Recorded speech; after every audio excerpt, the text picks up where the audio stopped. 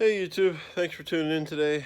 So we are going to change the rear brakes on the 2012 Nissan Altima. We did the fronts before, now we're going to do the rears, show you how that is. Pretty much the same thing, just a smaller setup, and this is pretty much the same for any car or vehicle like this.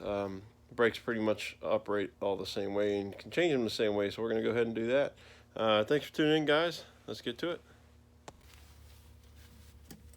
Alrighty guys, so here we have the rear brake set up. Popped the wheel off already and you can see the rotor there and the caliper. Pads are really shot. It's going to be hard to see with the camera here, but if you look down, there's barely any pad left.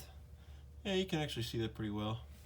So I already went ahead and busted loose the two bolts. There's one there and one down there. Gonna take those out. I did bust them loose ahead of time because I had to use a hammer and it was a bit of a pain. So we're gonna set you guys up here. So these were really tight, guys. I actually used a hammer to bust them loose, and all I do is put the wrench on or ratchet wrench on, and I just get a hammer and just bang on the end of the wrench until it pops loose. And almost always they pop loose, even if they're pretty rusty. And then you can get them the rest of the way fairly easily. This one doesn't want to be hand untightened yet.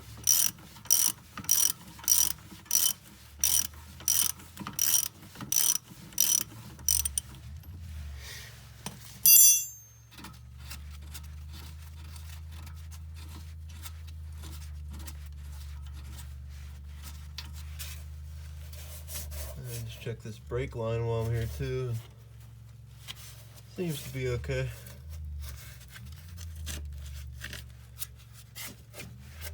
Yeah, that's too bad there. We're just gonna roll with it, guys.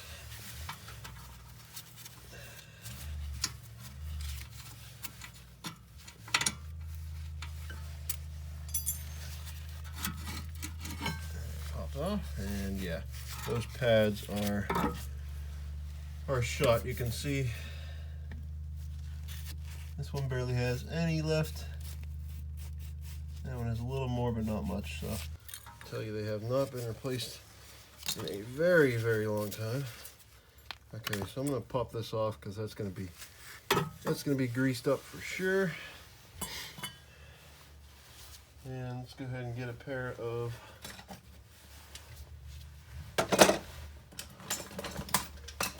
big old pair of channel locks here, and just get a bite. And this is how I do it, guys. It's real easy. Just gently push right back. Raise you up a little bit. Just grab behind the caliper there and just gently push back. And almost always she just goes right back inside there. No issue.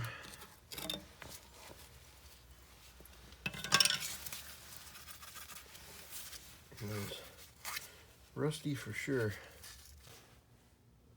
Alright, and with not too much pounding, that rotor actually came off, and the hub here actually seems to be pretty good and tight, guys. There's no play in it. Seems to be fine. So that's good news. And actually the parking brake pads aren't bad. I mean, everything's still fine. So we're not gonna mess with those at all. We're just gonna slide it on. Look how nice it looks. So much better, right? So much better. Oh, we do want to, let's see. We do want to grab the little plug off the old one and just put that in there like that. That's from the so you can adjust the parking brake shoes without taking the rotor off. Sorry there guys, we lost the battery. We greased up the sliders so you can see now it just goes back and forth real easy, and that's what you want. And we're going to go ahead and slide the pads in.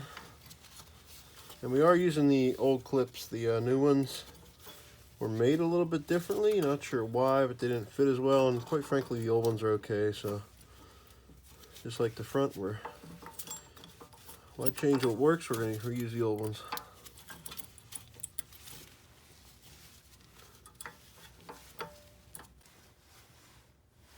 Alright, so we got them in, guys. A little bit of a pain, not gonna lie.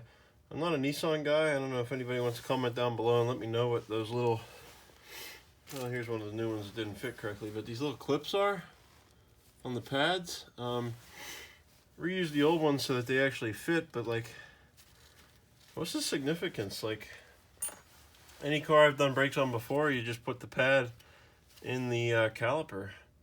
The clips kind of make it a pain because you have very little clearance and the pads are tough to fit in, but we did get it in, so I guess I can't complain too much. Let's get the bolts lined up now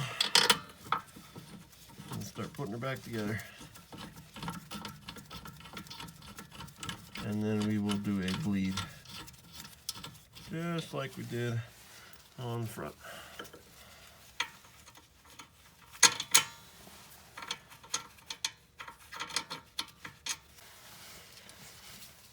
Alrighty, we got them started.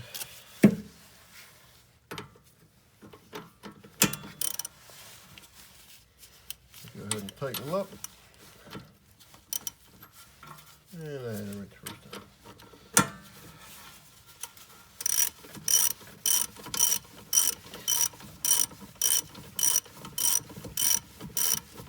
On the bottom here, guys, they were actually really nice to put a cross member right behind the bolts. You can't use a ratchet wrench. You gotta use a regular wrench. It's 20 degrees outside today. I'm in a garage with no heat, so it is still cold. This weather is crazy this year. Going from cold to warm, and everything in between.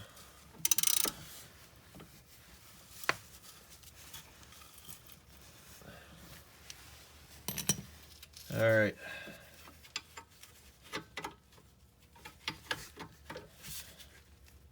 All right. Nice and tight. New rotor, new pads. Look how nice that looks. That's great. So we're gonna go ahead and hook up the bleeder. It's hooked up, so we're gonna go ahead and pump the brakes.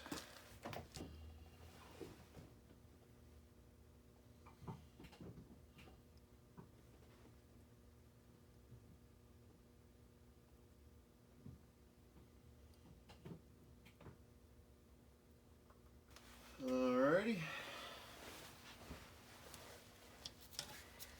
Gonna go ahead and just snug it with these, and then I'll tighten it with the wrench.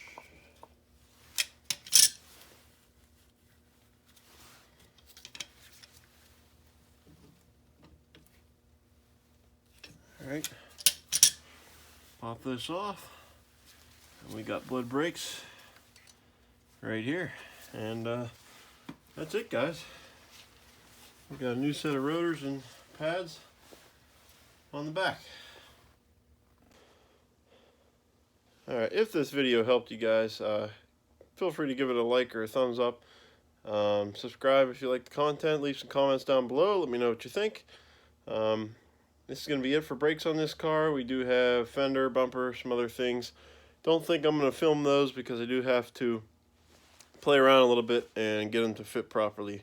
But thanks for watching, guys. We will see you all in the next one.